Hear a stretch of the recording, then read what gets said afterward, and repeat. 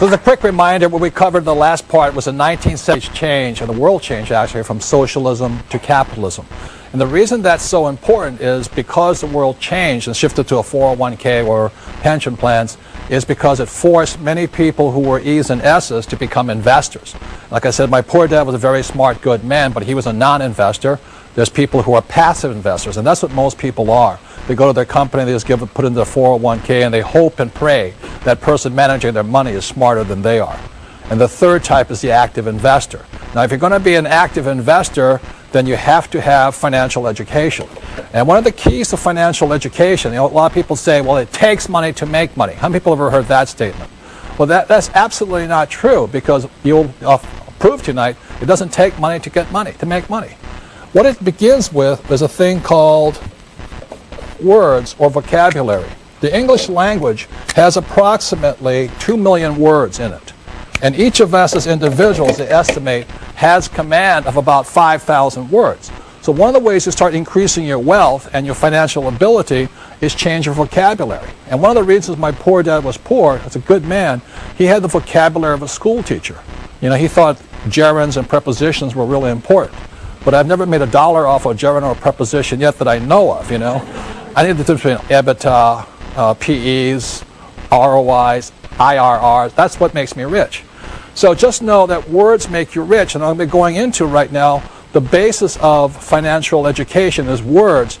And this here is a thing called a financial statement. As my rich dad often said to me, you know, this is your report card when you grow up. When you leave school, as my rich dad said, his banker has never, ever asked to see his report card yet. You know, a banker never said, tell me what college you went to. Are you an A student? Are you a B student? They never asked that. If you're a professional investor, they will ask you for something called a financial statement. If you're a non-investor or a passive investor, like a 401k, they'll ask you for a credit report.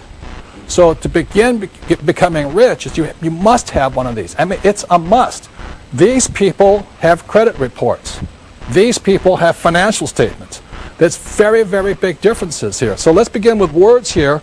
And one of the biggest words that people have mistaken on the wrong definition for are these words here, assets and liabilities. How many people have ever heard people say, my house is an asset? Good. That's using the wrong definition. That's the problem. So I'll give you the definition my rich dad gave me. You won't find this in the regular dictionary because it's a very simple definition, because this is the guide to wealth.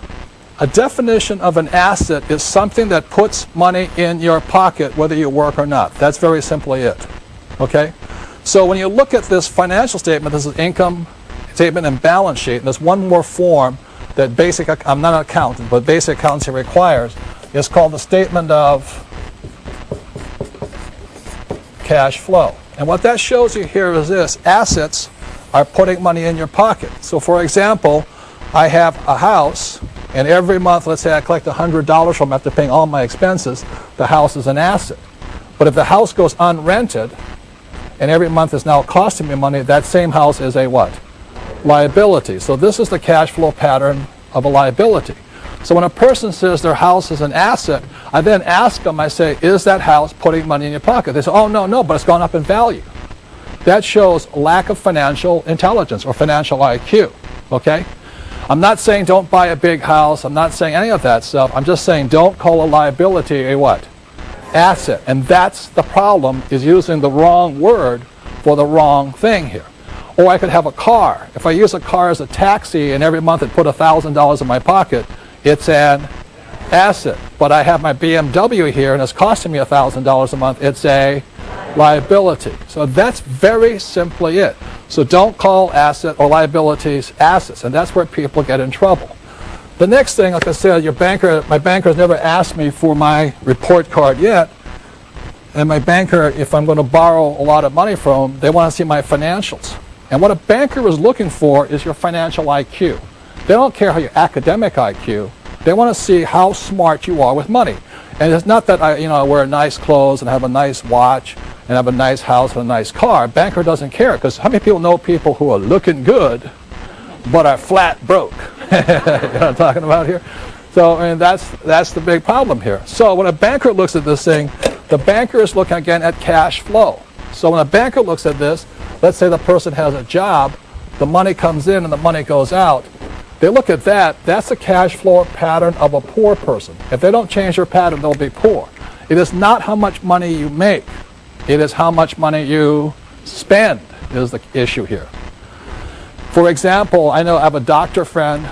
He makes about $400,000 a year. He's very proud. He has no debts. He's one of those people that think that debt's bad, and that's really moronic. But anyway, but he makes $400,000 and he spends $400,000. So even though he makes a cash flow pattern of a what? Poor person. What the middle class generally tend to do is the first thing they want to do is have a big house, and they have a thing called a mortgage. And the definition of mortgage comes from the French word mortier, which means death. That's what it means, So what happens, they have a mortgage, got the nice BMW or Mercedes, so they're looking good, but going broke at it and goes, I can see your cash flow pattern is this. And this is the cash flow pattern of the middle class. It's working hard and going broke. They never get ahead. They buy big houses, they do home equity loans, and they think they're Donald Trump with real estate investors. All they got is a big house they're in debt to. A lot of people use their house as an ATM machine. Every time it goes up in value, they borrow the money out. That is really a loser's point of view there. I mean, that's not, bankers love you because you're greatly in debt, but that's not a way to get ahead. And this is the cash flow pattern of a rich person. They have assets here. And so generally what it is they have a business, they have real estate, and they may have dividends from stocks and bonds and stuff like that, which interest. So those are assets. So oftentimes I ask people, think about it this way. If you stop working today, let's say you're married, you have a spouse, if you stop working today, how much money keeps coming in your pocket? And how much money keeps going out? All the things that are taking money out of your pocket are what? Liabilities. And anything putting money in your pocket is an asset. So the reason my wife and I could retire is very simply we have money going like this. This means we're wealthy. We don't have much in savings and all that, but every month it's hundreds of thousands of dollars going like this. And that's how you get wealthy. Just have assets that produce money every single month. When I did this program in Singapore, I asked people to raise their hand and say, would you mind telling me some of the assets you have? This woman raised her hand. She says, yes. She says, my best asset is my husband. And I said, ma'am, I'm talking about non-human, inanimate objects. She says, that's him. But he makes lots of money for me. I'm not talking about human beings. Slavery has been abolished for a while here and all this. So everybody understands the difference between assets versus liabilities, the cash flow pattern, and that's why bankers do not ask you for your what? Report card. They want to see your financial statement. If you have a good financial IQ, they'll give you lots of money. If you have a bad financial IQ, they'll give you a credit card or a home equity loan. That's the difference here. And years ago, I went to Sunday school. I'm not a Bible scholar. I'm not pushing religion on anybody. But I remember the story of the rich man. I think he had 3 sons or something like this. And he gave one son X amount of dollars, the second son X amount of talents, he called them, and then the third son talents. And the first son blew it, got rid of all his money. And he said, okay. Second son came in and said, what you did with the money? And the son said, I buried it. And then multiplied it. Came back with, gave him $1,000, came back with $5,000. And at that point, the father, or whoever the guy was, took all of the money and gave it to the what? The third son, who multiplied the money. And that's what I learned in Sunday school is that, not God, but whoever does not like people who blow their money, people who just bury the money. See, the poor spend their money. The middle class bury their money, just put it in 401ks or savings. And the rich know how to multiply their money. So the real key is this. It's not so much how much income you make, but where you put your money. It's expenses. Do you expend your money this way, or this way? And that's why people who are always trying to make more money, they don't get ahead very simply because they're looking in the wrong place. It's over here. It's what do you spend your time and money on? That's why I thank you guys for being here tonight, and those of you at home supporting public television and your education. You're spending time and hopefully some money to support your education and a great cause here. And that's really important, is how you spend your time and your money. That makes a difference.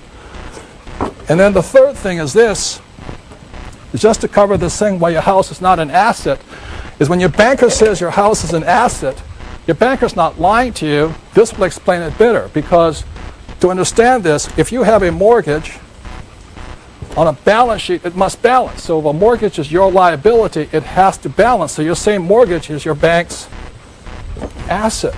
That's the difference. So that's why your banker says your house is an asset. I'm not saying it's not lying to you, it's just saying it's not whose asset it is. It's their asset, you know. And the way you know that, again, is assets put money in your pockets and liabilities what? Take money from your pocket. So when you look at this, money comes in, money goes out, goes in here, and comes back here. So it's taking money from your pocket and it's putting money in the bank's pocket.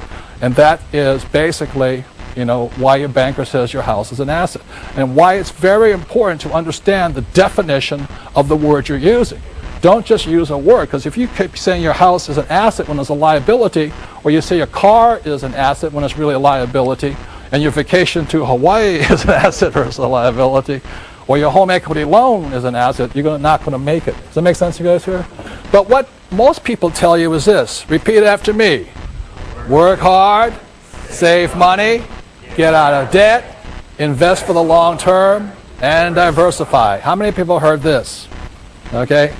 And the reason I bring this up here is that because around 1996, I was watching this very famous morning show, you know, that's broadcast all across the nation, and they have these nice, handsome, you know, couple who were the host and hostess, and they come and say, and today we have the financial expert of all times, and he's going to give us the financial advice for the new year. This is like 1996 or whatever it was, you know. And welcome so-and-so, and they clap, you know, and out comes a financial expert, and he goes, hi, everybody.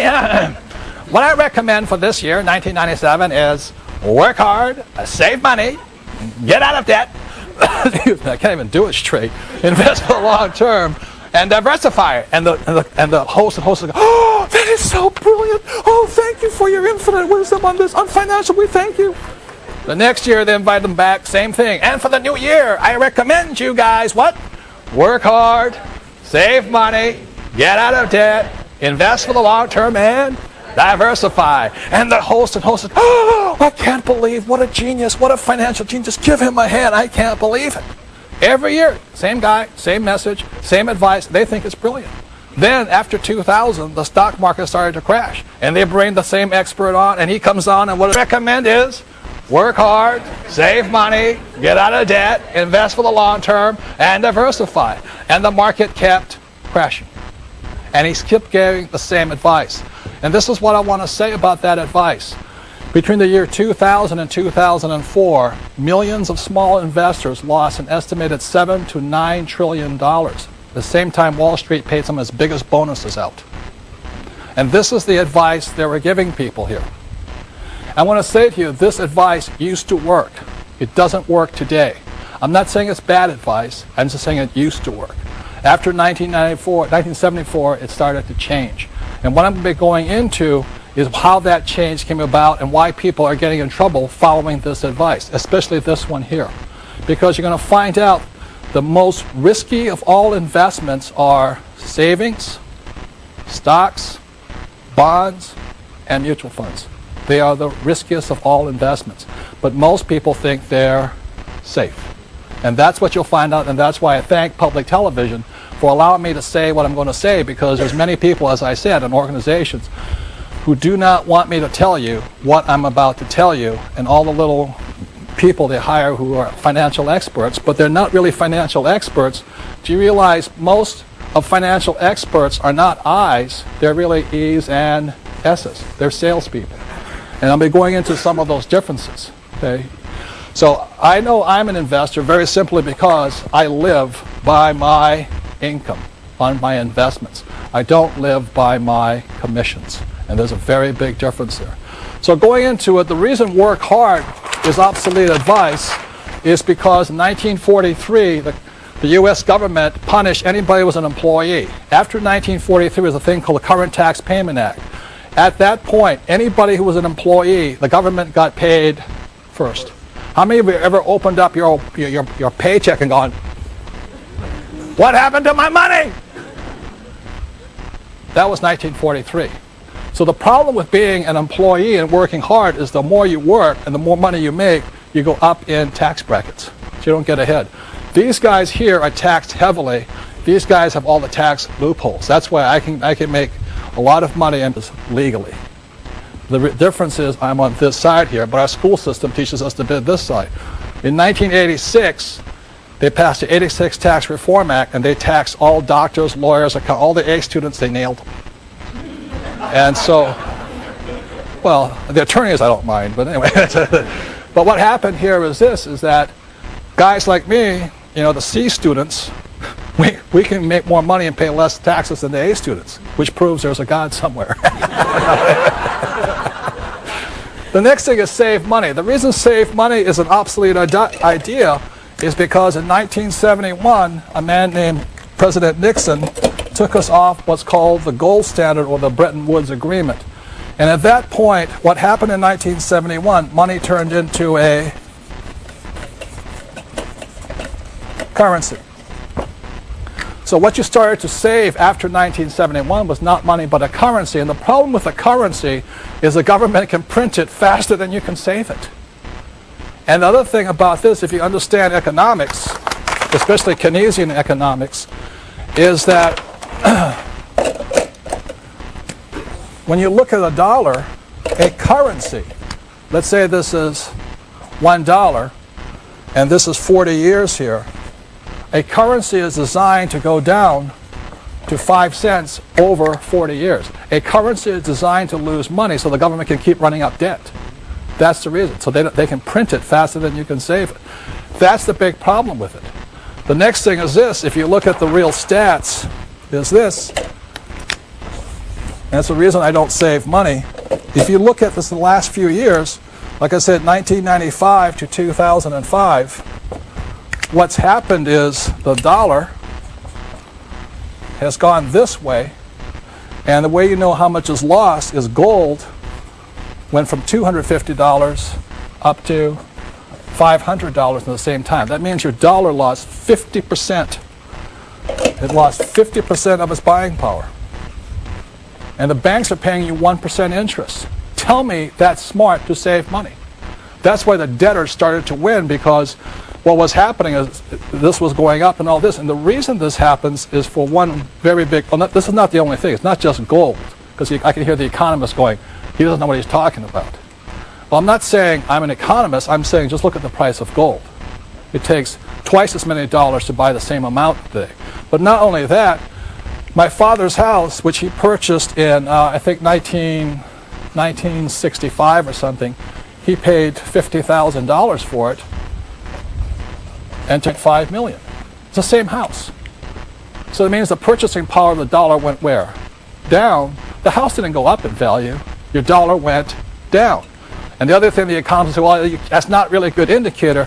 But look at this. In 1995, oil was about $10. Today it's $60. So that means your dollar you need $6 more to purchase the same amount of oil. And then the economists say, well, oil doesn't affect inflation. I'm going, they want you to believe that investing is risky. How many people have heard investing is risky? Good. What this section is about of this program is how risk isn't anything but lack of control. The number one difference between an active investor and a passive investor is the subject of control. So what I'm going to show you tonight is how what I do as an active investor is I want control. If I have control, I don't have any what? Risk. And that's the difference. So using a metaphor that most of us can understand, over here we have, an example of a car. Okay. Now, how many people realizing there's risk driving a car? Good. But car driving doesn't have to be risky. Like those guys want you to believe investing is risky. So some of the controls, the 6 controls a car must have, number 1 is a steering wheel, right? How many people would not buy a car if it had no steering wheel? Good, you know what I mean? So let me sit down here like this. So I sit down, I get in my car, and control number 1 I want to check on is I have a steering wheel. Control number 2, gas pedal. Now you have a gas pedal, you better have some what? Brakes. How many people have ever driven a car without brakes, You don't need coffee for about 6 weeks after that. And then you have a forward and reverse, gear shift like this. And the other thing you also have to have is a driver's license for driver's ed, and you have to have insurance. So if I'm driving down the road, doing a little bit too fast, I hear the bing, bing, bing, bing, bing, bing, bing, bing, and the cop pulls me over, a policeman pulls me over. What's the first thing a policeman asks me for? Driver's license and proof of what? Insurance. How many people would not let somebody who's uninsured drive your car? How many people would not let somebody who had no driver's ed drive your car? You know what I mean? That's stupid. But that's what investors are doing. They're actually investing in savings, stocks, bonds, mutual funds with no control. And what happens, that's like going like this.